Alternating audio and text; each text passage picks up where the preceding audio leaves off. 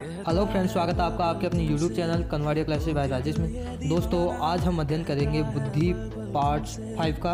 और जैसे कि मैंने आपको बताया कि अभी हम छोटे छोटे टुकड़ों में अध्ययन करेंगे, क्योंकि लाइव यहाँ पे जहाँ पे मेरी जॉब लगी वहाँ पे लाइव इतना नेटवर्क नहीं है कि लाइव आ सके।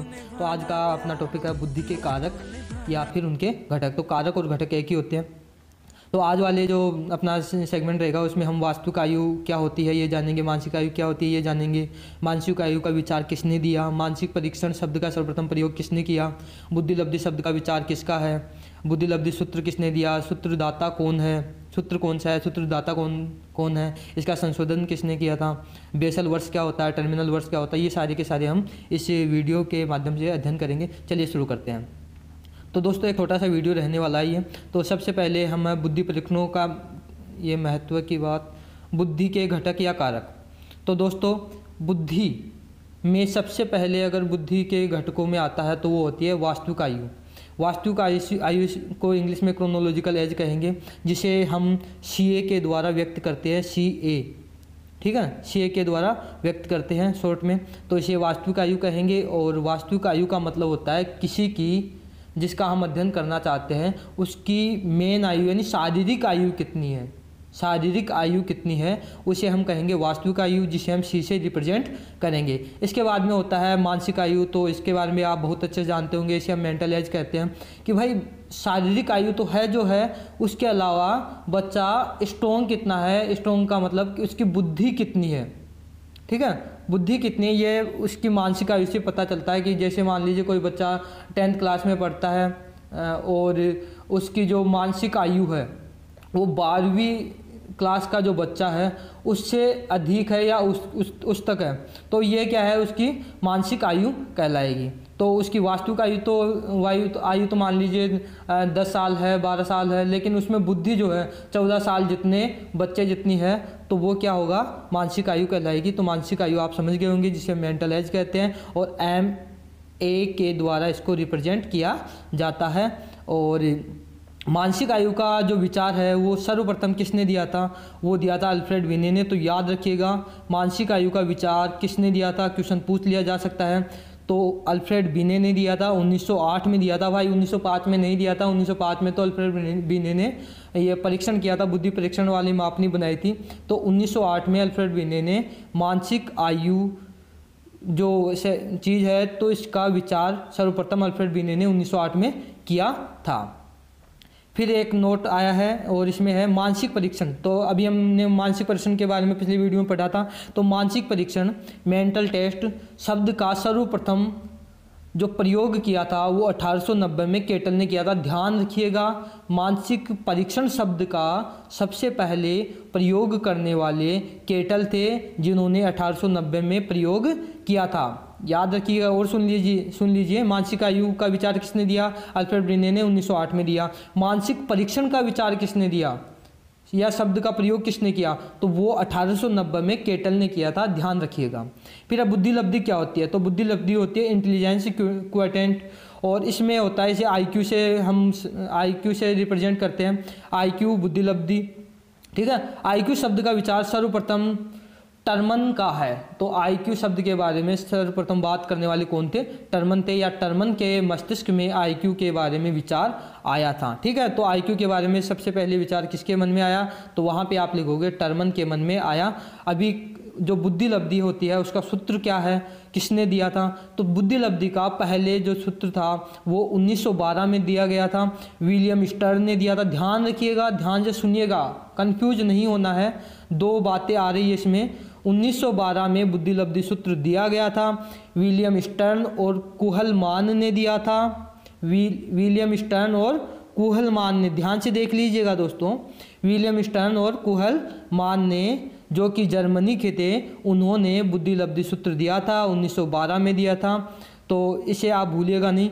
अब इसके बाद में जो बुद्धिलब्धि शब्द है उसमें संशोधन किया गया था। पहले हम देखते हैं विलियम स्टर्न और कुहलमान ने जो बुद्धिलब्धि का सूत्र दिया है वो क्या था। तो वो दोस्तों, वो सूत्र था मानसिक आयु बटावा वास्तविक आयु, यानी MA/CA। मानसिक आयु बटावा वास्तविक आयु था।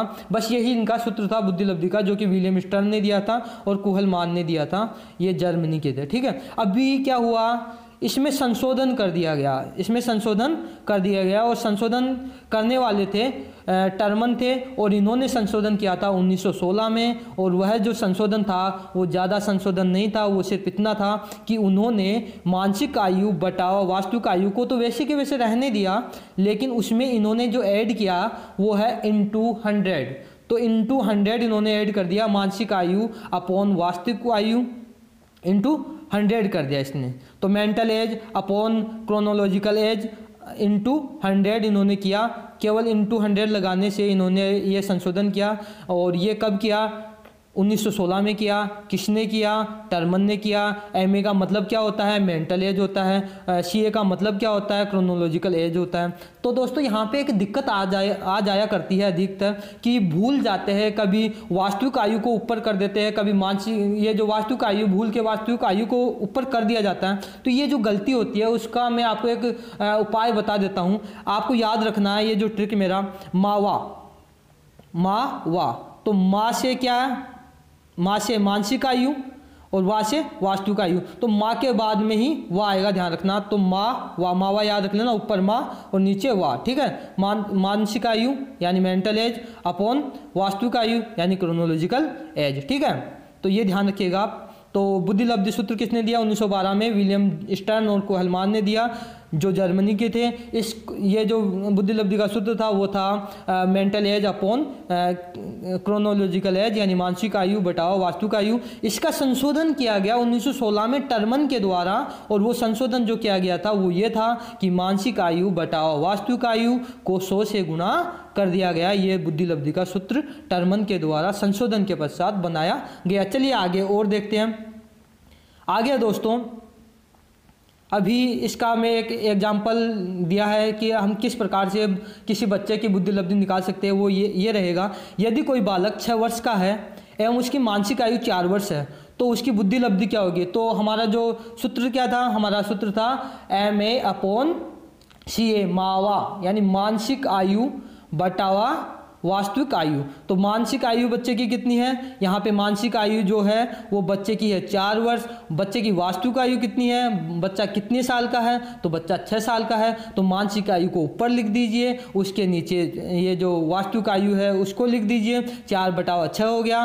तो ये 4/6 तक तो विलियम स्टर्न का सूत्र था, लेकिन जो संशोधन के बाद into 100 किया गया, ये टर्मन का सूत्र है। तो into 100 किया हमने, वहाँ पे इसका हम मान निकालते हैं तो 66 पॉइंट समथिंग आता है, यानी 66 आता है। तो 66 जो बुद्धि होती है वो बालक मूर्ख बुद्धि वाला बालक होता है। तो इस प्रकार से हम आंसर निकाल सकते हैं। तो दोस्तों मैं आपके लिए एक और क्वेश्चन देता हूँ, आप इसको कमेंट में हल कीजिएगा।